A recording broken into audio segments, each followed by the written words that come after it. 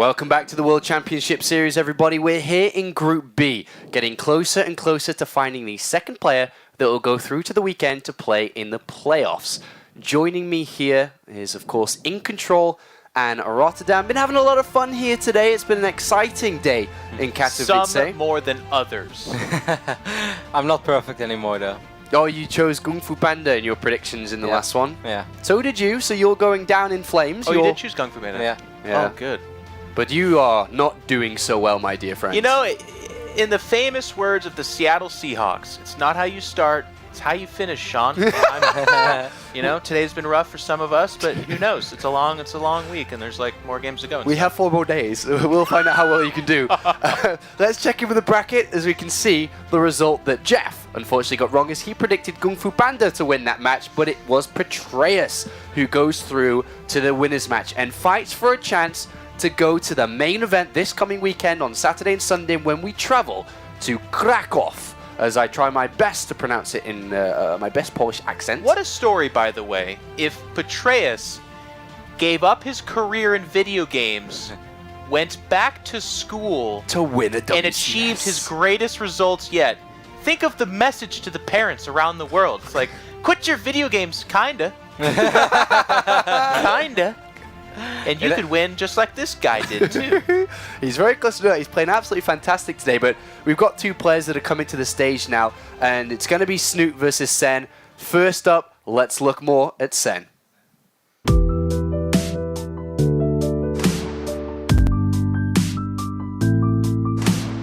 My name is Yang Jiazhen. I'm 28, and I live in Taiwan, Taipei, and I play Zerg. I don't have really target. I think I just do my best and enjoy this tournament. Sometimes you lose because you made a lot big mistake. I think it will be so disappointing. Maybe sometimes you practice a lot and then you didn't show your skill. I've never been to Poland before. I think the country with white guys, I don't know. I'm really excited to go there because I never went there before.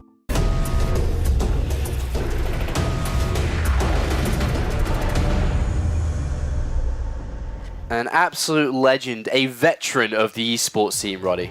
No, absolutely. He's been around for so long, and a lot of very good and strong performances. In the early years of StarCraft 2, he was one of the absolute best, if not the best foreigner for a while, which means non-Korean, I guess. But, you know, that's not really the case anymore. I would even say in 2015, he's had a couple of very disappointing performances, even for himself as well, because we all know what a great player Sen could be. But Season 1 and Season 2, that's not the Sen that we know. Yeah, I mean, Roddy, you mentioned it in the Round of 32 shows when you were in Burbank, is that Sen comes in, sometimes looking great, sometimes a complete flop, and he doesn't really have this middle ground, Jeff. You've known him for a super long time coming from Brood War yourself. Yeah, we were on Templars of Twilight together. He was if he's a legend today, he was more than that back then. But to your point, yeah, it's definitely kind of the signs of a guy who maybe he's diversifying his time a little bit. I know he won a Hearthstone tournament while attending a StarCraft tournament, so there is a little bit of multi-talent going on there. But to be honest, going back to Burbank where Kevin and I casted this guy and watched him,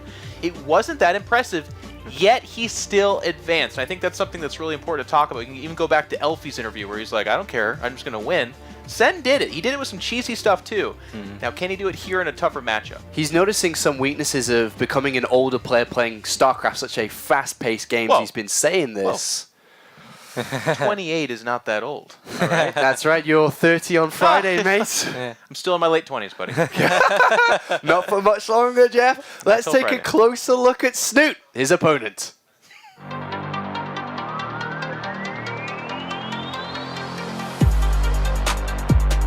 I wanted to be a game designer, and then I wanted to be a musician, but neither of those plans really worked, so now I'm just doing my Plan C type of thing, just playing some games. I really enjoy winning games that are quite long, where a lot of things happen. When I came into this season compared to the last one, I just wanted to not repeat the mistakes of the last season. You know, there's always pressure with WCS because it's so important. Like, the pressure is massive for all the players, even the best ones. There's pressure to perform. I want to win, of course. I want to make it as far as possible. And I definitely want to break my own record and make it past the round of 8 this time.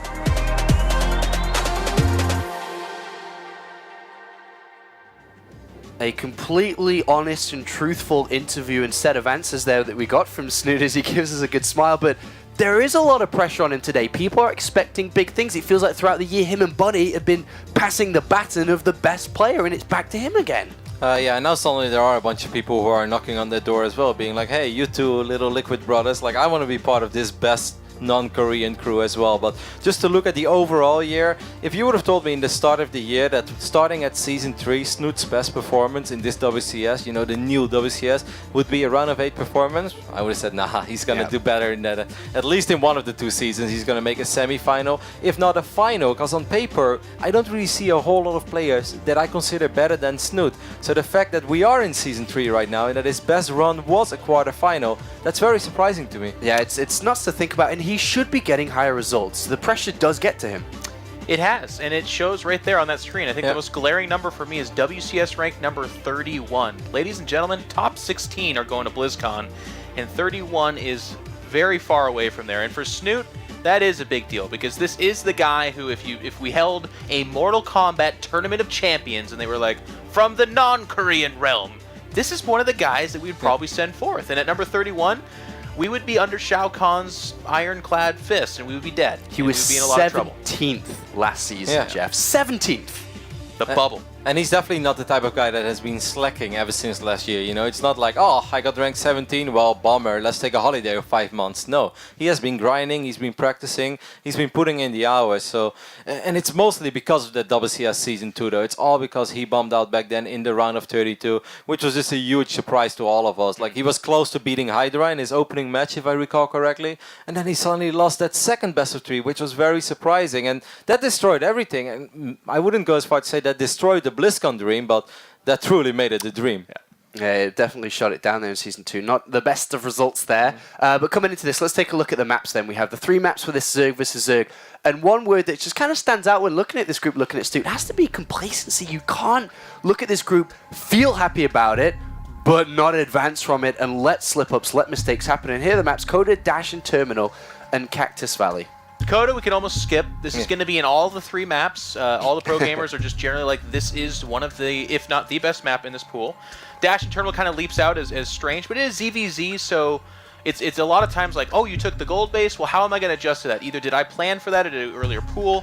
We're going to see that kind of be a linchpin moment. Snute's a little bit more of a safer player, so I'm looking to Sen again to mix things up with the cheese stuff. On the first map, Coda, we've talked about this time after time after time. It's such a played out map, and it's so well scripted. You mostly see regular played out games here, and that's what we should be expecting from them.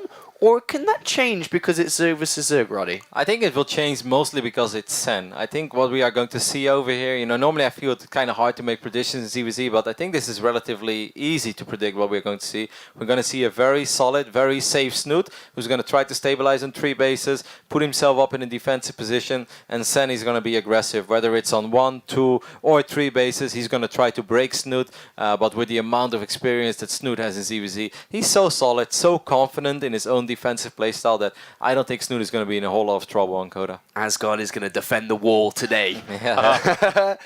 Just for everyone at home, I mean, we've been running the predictions game so far. The wall, the defensive wall. Did Asgard defend? The Asgard defense. We'll see some movies, Sean. Sorry. No, not good enough for you, Jeff. Asgard doesn't okay, maybe there's some walls involved. Sorry. Predictions, though. We will not bring the graphic up, but I just want you to know, because this is funny, 8 out of 8 picked Snute. I wanted to slime that one in there. Snute. Everyone's expecting Snute here. I wonder if you guys are at home as well. It's time to head to the commentary team for this one to find out if 8 can be right or 8 are going to be wrong.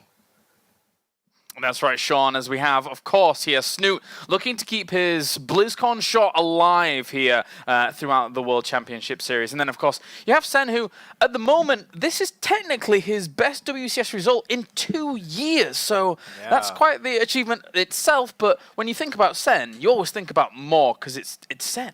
He's been around since forever, and he's had so many achievements throughout his career. I mean, back in the day, this guy made it to the top 6 of BlizzCon 3 times in a row. and he wants to climb back to that level. And this is the first time he's been here in the round of 16 in, like you said, 2 years. So this is a big opportunity for him. Let's get into it. In game number 1 here on Coda, spawning up to the top left-hand corner, we have our blue Zerg representing Hong Kong. What a Hong Kong attitude! There you go. It is Sen. Almost destroyed that one. Oh, it's all right.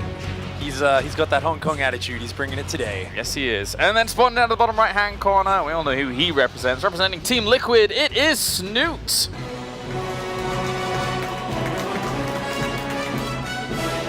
Oh, he's bringing the attitude apparently. Oh, all right. Nice. Seeing that nice early 10 pull out of Snute right away. That's a very aggressive play. Now, this isn't a 9 pull, so there's a good chance we're going to see a gas go down, and we do. So this looks like your classic old 10 pull Baneling build out of Snute. This is basically as all in as you can go. It's saying, I'm going to come out of the gates here, and I think you're going to be greedy, and I'm going to just destroy you. But this is super all in. This is very risky. And this drone is heading out to what looks like starting a hatch first, which is not exactly the most amazing position to start defending against something this aggressive. Now, how many drones does he have in between this? This is very important here to see what he's going to be doing. And this is exactly what Snute's hoping for, that hatch first build. This is the one build, really, which his one works against. But, oh, looks like only the 15th drone going down for the moment. Sen going to be going for a 15 spawning pool. So this is technically defendable, but he is going to need the sickest micro. We are going to see a crazy Ling Bane fighting drones and Zerglings popping out for Sen. Sen is going to need to have some really frantic defense to hang on against this. Indeed. A few Mollings going to be following this up here for Snute as he does now head across the map. Snute has been, doing pretty well in terms of Zerg versus Zerg at the moment. Sen is able to spot these Zerglings pretty early. Sen on the other side has only really had to face not too many Zergs himself in 2015, only really going up against the Taiwanese players. And actually a cancellation of the gas on the other side here for Sen, just to make sure he can get out a few more units. Oh, he's spotted it now. He knows this is coming, and all he has to think about now is, as soon as that spawning pool finishes, getting down queens, maybe getting a spine down, and he has to split like crazy. Snute here, morphing the Banelings already. Oh. Every one of those Banelings is what Snute's investing in. He's only got a few of them, but they have to do big damage. Yeah, he started instantly as well, so he didn't go in and try and poke on drones. So these Banelings are going to be done very, very quickly, and he knows the window that he has here to be able to do damage with this. Drones are going to have to separate themselves up here, but already clumping up. That's a big hit already with 2. 6 drones go down already. Oh, that's a huge hit for Snute. Oh, and getting another big hit on those Zerglings. Perfect timing to get there with that Baneling to actually kill off those Zerglings as they pop out. And that's left him so vulnerable. He's got 8 more Zerglings on the way, but if another Baneling even walked there, he's just going to go straight for the drones. Oh, look at this. Really nice micro from Sen, though, splitting those drones and Zerglings away. Oh, Snute just needs to kill a few more drones, and he's got this in the bag. Yeah, trying to do what he can. Queen's popped out in the main base here. The Baneling's moving down towards the bottom. Doesn't even need to detonate those on the few Zerglings that he does have available to him. And there's 10 drones already gone down. 6 against 9 workers at the moment. Oh, this is so well played out of Snute. But it looks like Sen is defending for the moment, but his economy's been crippled. So he's rebuilding a few drones, but that means no more queens, no spine. It's all about this one queen and a couple of slow Zerglings, and it looks like Snute is not stopping. He's just still building Zerglings. Like, this next wave is going to be very powerful. I mean, for this position, surely you've got to rely on your queen so heavily here, but it's going to take AoE damage as well from the Baneling. There you go, GG, with that queen going down, and with that economical position he was in, he just had no way to be able to reinforce, but Snute looking a little bit bit uncomfortable there. Yeah, looking like maybe experiencing a bit of pain in the shoulder or the lower back, perhaps. Something that can happen with a lot of gaming, and maybe feeling a little bit tense on the journey over here. But and that's just such a decisive build order there from Snute.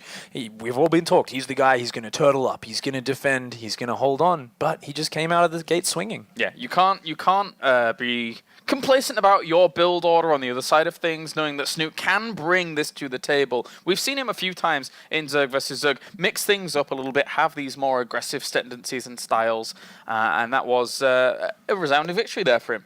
Clean, clear, precise, and that's exactly such a great way to start off a ZvZ series. Keep your opponents guessing, keep them on their toes. Yeah, well, as quickly as it began, as quickly as it finishes. We're going to go to a short break, and when we are back, it will be game number 2 here between Snute and Sen.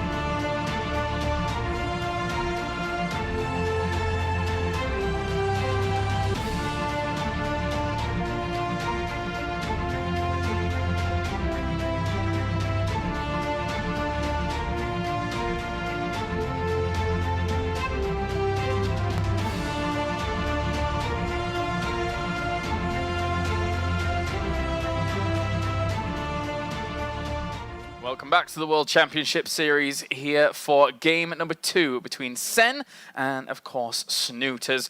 Taking that first game very, very quickly, very decisively, and even just splitting off the Banelings in the way he did, knowing when those Zerglings were going to pop out. That first Baneling hitting those, I think, was just a masterful stroke there by Snute. Yeah, it really was, and Sen with a small slip-up at the early point, getting 6 drones hit by the early Banelings. You can't let more than 3 or 4 at most get hit, so very precise play by Snute. Put the pressure on, forced those mistakes out early, and just took that masterful, quick win. Well, it's time now for game number 2 here. Snute looks to put himself in a strong position in the round of 16, keeping a lot of non-Korean hopes alive there out in the World Championship Series. As we do have spawning up to the north, it is our blue Zerg representing Hong Kong Attitude. It is Sen.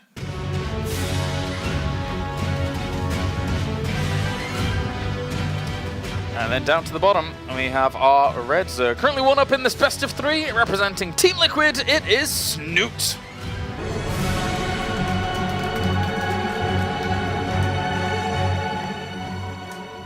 Going in here on Dash and Terminal, we've got to remember this was Snute's pick, and I think it makes a lot of sense going into what was being said earlier about how normally Snute likes to play a very defensive style, and on this map, he's going to get that Overlord Scout very early on, and it takes a lot of the guesswork out of Zerg versus Zerg. If you can both see what your opponents are doing, you really have to kind of extend the game to a bit of a later stage, and those early game sort of gambles start to get thrown out of the equation.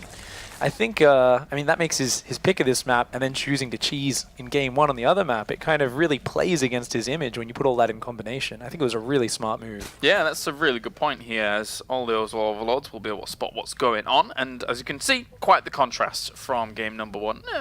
Not exactly a huge contrast, but at least it's not a super early pull, it's just a normally timed pull. Yeah, interestingly enough, Snute playing very safe with this. Of course, Sen actually hid his second Overlord rather than sending it straight out front. So while Sen could see the second Overlord crossing his and saying, oh, you're not going for any aggression, I can just put my hatchery down. You know, Sen was like, I'm going to hide my own one. And we see Snute's decided to play very safe with that pool first build. Of course, both players are going to come in now. Snute's going to realize, oh, your spawning pool's going down just now. You have gone for that slightly more economic play. But if there's one player I know who doesn't care about being maybe a drone behind, it's Snute, because he is just so good at finding those economic edges a little bit later on. Yep, he'll do well for himself, that's for sure. And also in Zerg vs Zerg, you know, there's this weird dynamic where, okay, you've got a queen coming out from that pool a little bit earlier, so you get that lava inject a little bit earlier, which it starts to slowly normalize out in Zerg vs. It's a strange little weird dynamic. Absolutely, and you can push back their scout a lot earlier. Interestingly enough, we do see Gas already mining for Sen, while Snute's put his down a little bit later on here.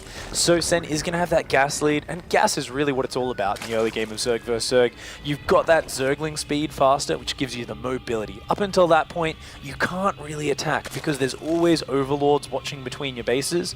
If you can't get across the map very quickly with an attack, players will always have time to respond and be ready. So Sen's going to have a lot more freedom in the early stages of this game. He can choose to go all in, do a little bit of pressure. No matter what though, it's going to limit Snute's options and it's going to allow Sen to really diversify his play. If there's one thing I know about Sen as well, is he likes to cut corners. And with this freedom, you might very well see him rush up a lair, rush out some Mutalisks, something like that. Yeah, do something a bit more wild here in this game. Snute, though, well-versed in Zerg vs. Zerg, one of the very best here in Europe at the moment in regards to it. And putting all of his hopes and things into the basket of trying to propel himself forwards here in WCS. I mean, for all intents and purposes, we haven't seen Snute do amazingly in WCS when it comes to what you expect of his name. Yeah, Season 1, getting himself a top 8, but last season was a big disappointment for him. He went out in the round of 32. This is where, in Season 3, Snute goes, okay, I've had enough of like being a slight disappointment in that regard. I am going to be able to stand toe-to-toe with you and go all the distance in this season. Absolutely, and he would love to secure that spot in the round of 8 today. If he can go through this match and then go through the winners match, that's what he wants. And I think the one thing I always think about when I think of Snute in this season's WCS is his reaction when he 4-0'd his group in the round of 32, and there wasn't even the hint of a smile. He looked so unimpressed, like this is the least I expected myself.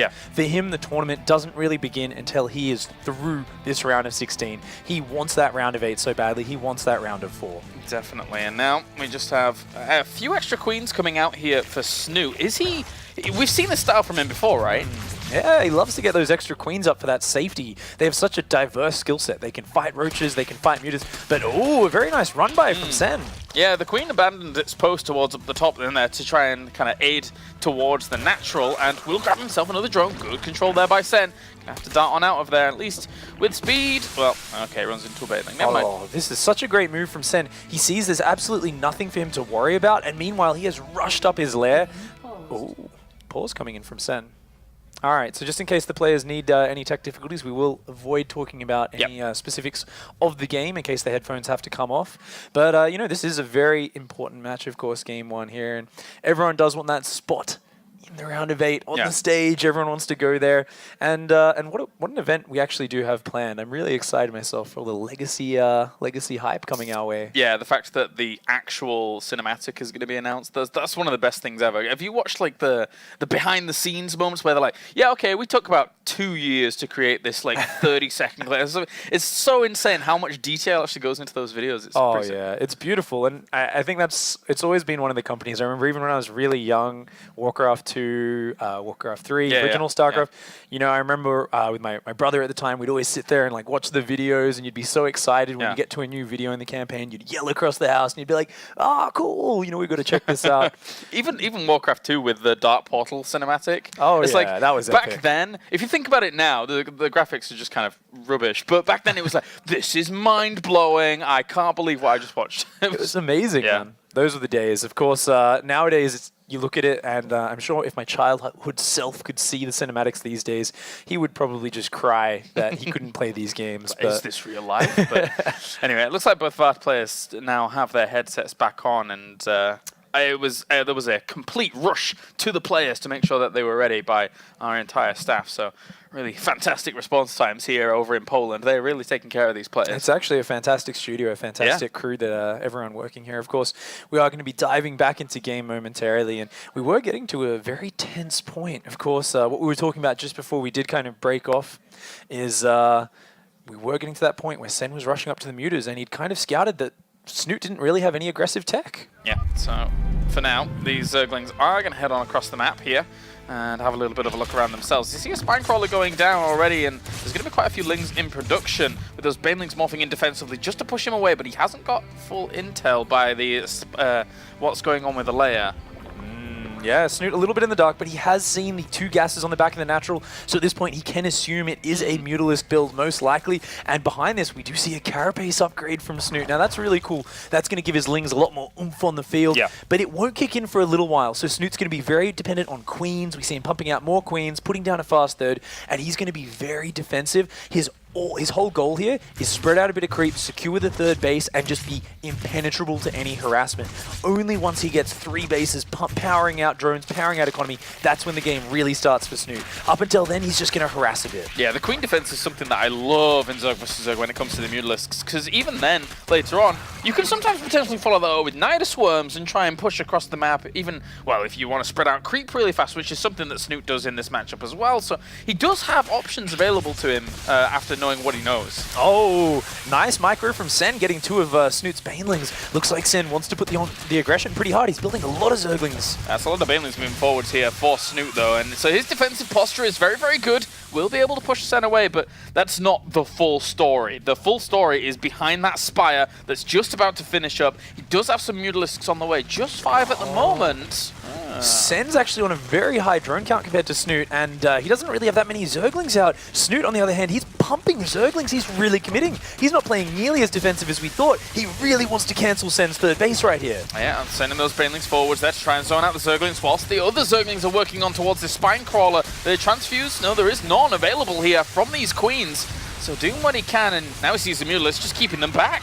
Oh, that's a great hold from Sen there. The Spine, the Queen's doing really well, absorbing all of that. And now Sen has Mutas out. He's got complete map control. His 3rd, he's going to be able to start saturating that. And look at this, Snute still only on 39 drones. I mean, he's got a lot of Queens, but he doesn't even have Spore Crawlers down yet. These Mutas are going to have absolute range. Noticeably, he's still not on a layer, right, Snute? He's only on hatchery tech, so he's not even too worried about this by the looks of things. If he wanted to try and catch up, he would have done that quite a long time ago. But but he's just committed to all this queen defense to try and hold off against this. This is really tricky. He's going very minimal on spores, but these Zerglings need to buy time. His queens aren't mobile enough to keep up with this, so it's these Zerglings' job to keep the Mutalisks back. They need to buy time, and oh no, 2 banelings from Sen! Oh, very close. Very, very close indeed. Going to try and wiggle on around here, get towards the third base, split some of these up, most importantly, because if he does split up the Zerglings, it means that he could keep these Mutalisks dancing. Oh, nice split off from Snute. Does take out 2 of the banelings, a couple of the drones, and this is keeping Sen back very effectively. Behind this, Snute's equalized that work account. He's adding on those range upgrades. Interestingly, adding on even more Zerglings here. Looks like he really wants to keep the pressure onto Sen. Roach Warren's on the way here against the 1-1 melee upgrades currently going down for Sen, and the range obviously on the way here for Snute. So not only will that benefit his roaches once they flood out, but it's benefiting the queens as well as this game goes on, and that makes it a little bit harder for these Mutalisks to really do anything at the moment. Yeah, with lots of 10 queens out and 11th on the way, Snute is going to have a potential queen aggressive push timing, and the push distance is not that far on this map. Look how much creep spread he's got all over, and these mutas haven't really found a single window to get in and kill any drones yet. Snute has actually been so greedy with his anti-air. Is it not important? Well, these Lings are going to try and run past again here, but is it not important for these Mutalisks to shut down this creep spread? I mean, right now, there's one there at least, so at least he's killing off some creep screamers, but that's a lot of queens to push. He really does need to, because Sen's game here is not about attacking anytime soon. He is getting an infestation pit, getting those melee and carapace upgrades. He is planning to go up towards Hive and head towards those tier 3 units, the Broodlords, the Ultralisks, the late game. That is where Sen's plan lies. And Snute, he hasn't realized this yet. So Snute right now is just saying, let's build infestors, let's build roaches, I'll be ready for your roach follow-up and I'll have a bit better upgrades. He has no idea right now that there is going to be a huge defense of just Lings and Mutas all to buy time, and eventually that's when the tech army hits.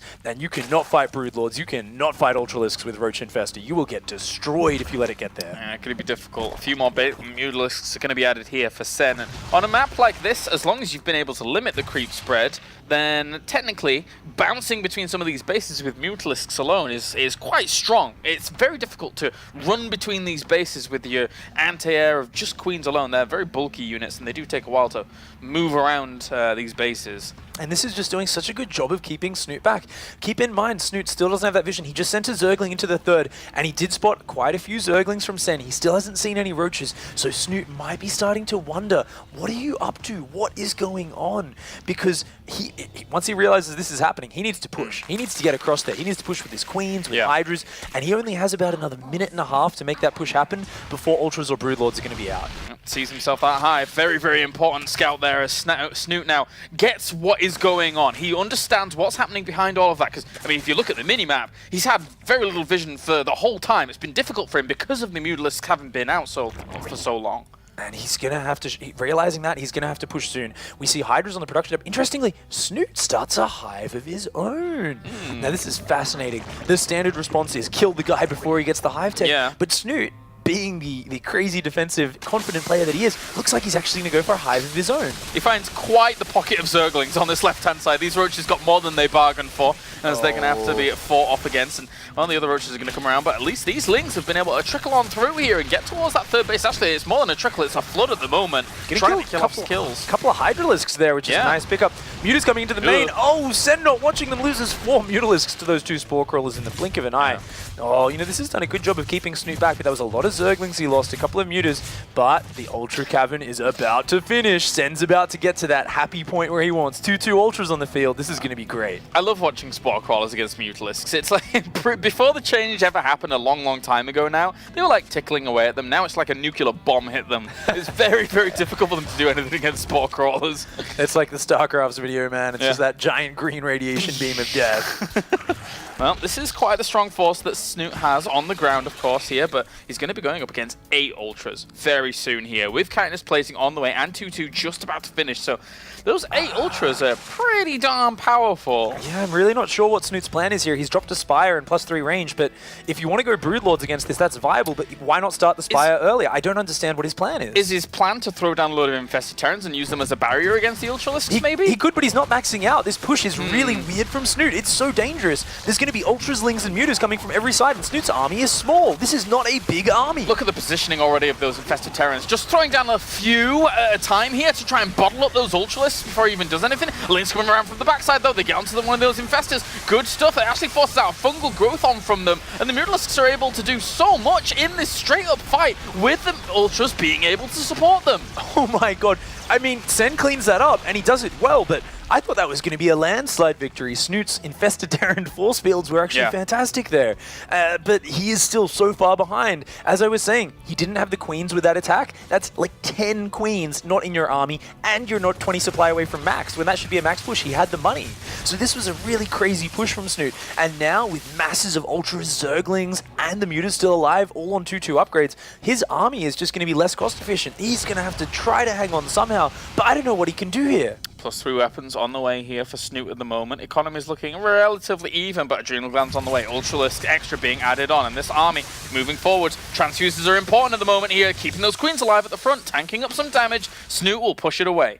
Snoot here, looking like he wants to stay on Roach Hydra. He feels like he can make it happen with this composition, and interestingly, going to try and get aggressive again. He seems to have just such confidence that with the right focus fire, the right control and positioning, he can take on this Ultralisk army head-to-head. And interestingly, Sen's still a little while away from being max. Sen's been trying to drone up this 4th base, and maybe there's a window here for Snoot to make something happen. Needs to bottle it up, needs to make sure that he can actually just slow down the Ultras from advancing on. Right now he's trying to separate his ranged army up a little bit at a time backwards here, but against that many Ultras and Mutalisks, it's not enough. Those aren't Stim Marauders and Marines. They don't micro that well like that. I mean, he made them more effective, but Snoot here is looking a little bit desperate. Once again, not having the queens with his army. That's a lot of supply there, and Sen just has so much stuff right now. I think Snoot's realizing how hard his situation is, and he feels like the longer it goes, the further he'll get behind, and it looks like Sen, realizing he's got the army superiority, is just going to crash through here. Time for the transfuses to try and pay you up, but I don't think it's even going to help out. They're trying to launch down as quickly as possible.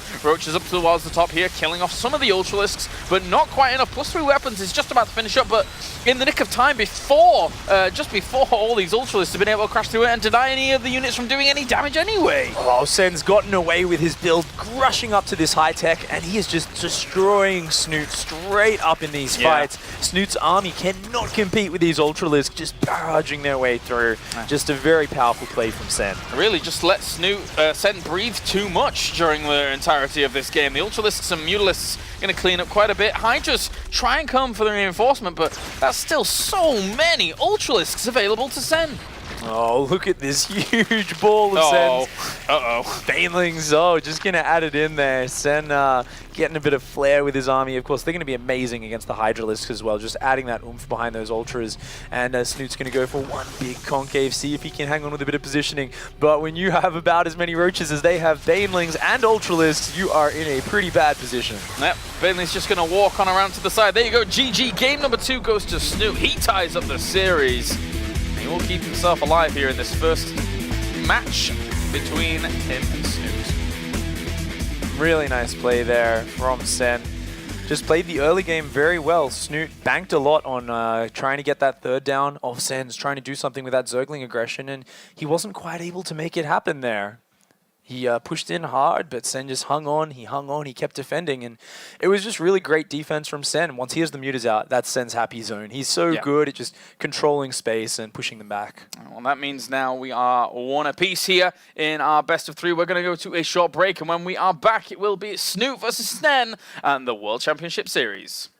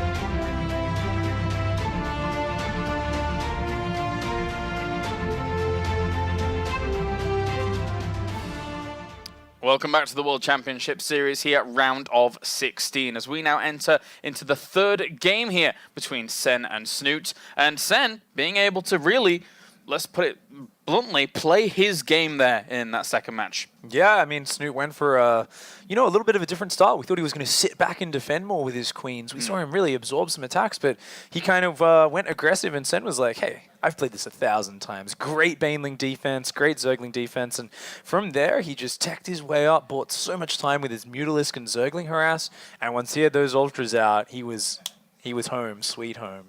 Yes, he was. And now we're going to go to Cactus Valley here for Zerg versus Zerg. And we've actually seen in cross positions this map actually work out in a very, very favorable way for a similar style to how Sen's played before. But can you talk to us a bit more about the map here? Well, Cactus Valley is a bit interesting because it's such a large map and there is a lot of diversity. When you think of cross map, it's so far away, as opposed to if you get the vertical or horizontal spawns. So there is that factor which comes into it, but you've also got the fact that the entrance to the natural, very tight, very narrow. So you do see sometimes players love to do a defensive play. They figure, I can wall this off so easily. I can really play a defensive play, something which, of course, Snute loves to do. It's also a 4-player map.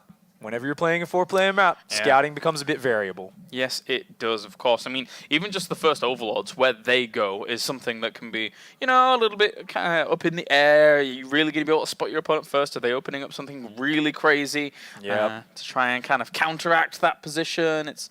It can be a little bit scary in this matchup. And once you add that variability into scouting, you see a lot of players love to play more high risk, high reward, right? They figure if you're not going to have the information, I have a much higher chance of this sort of high risk, high reward play going unpunished, getting the payoff. So we do see players going to either end of the spectrum, either the fast attack, I'm going to go for an all-in rush, I'm going to try and kill you, or the opposite, they say, I'm going to cut a corner here or there. And I mean, from watching a few VODs of Sen's play, researching him before, I've seen a lot of games where he loves to just, at the point where any other player would build a Baneling nest, he's like, nope, don't need one of those. He loves to cut these little corners, get a few more drones out, squeeze a few more, and it puts him in such a strong position just a little bit further down the line. Now, Snute might be aware of that, so he might be wanting to put on some pressure himself, but either way, this is now game 3. It's 1-1, and this is where it gets to that tense moment, and both players are a little bit afraid to throw the game away.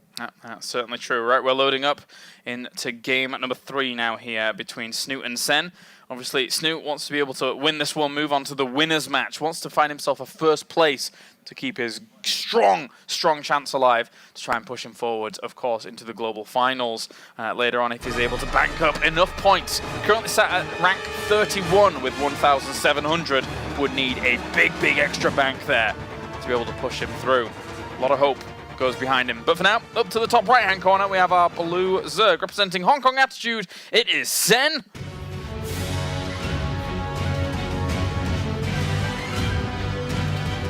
And then down to the bottom right-hand corner, our red Zerg representing Team Liquid. It is Snute.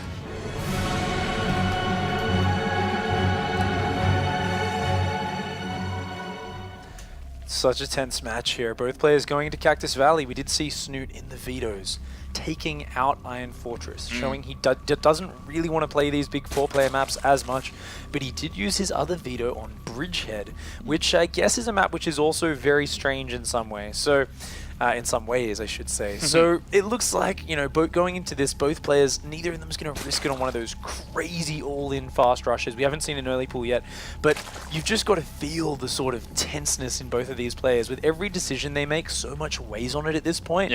And it really does get to that point where both players are trying to juggle that line of let's not get too over-eager, but at the same time, let's not be too afraid.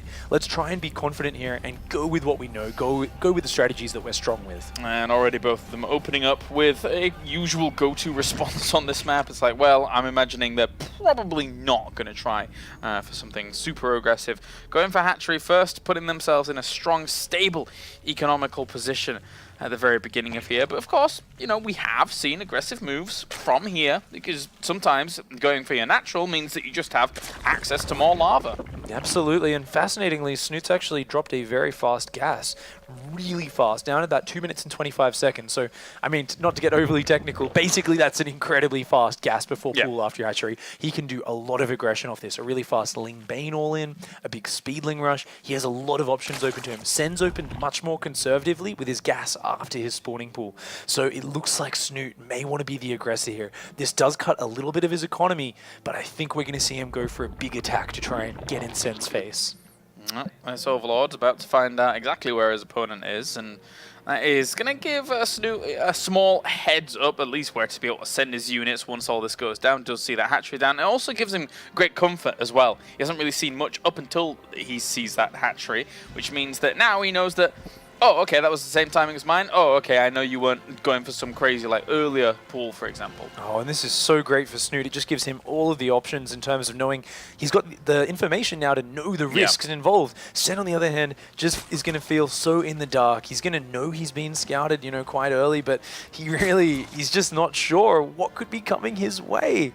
And this is just really hard for Sen. Meanwhile, we see that, oh my god, that is a fast Baneling nest. That is so fast.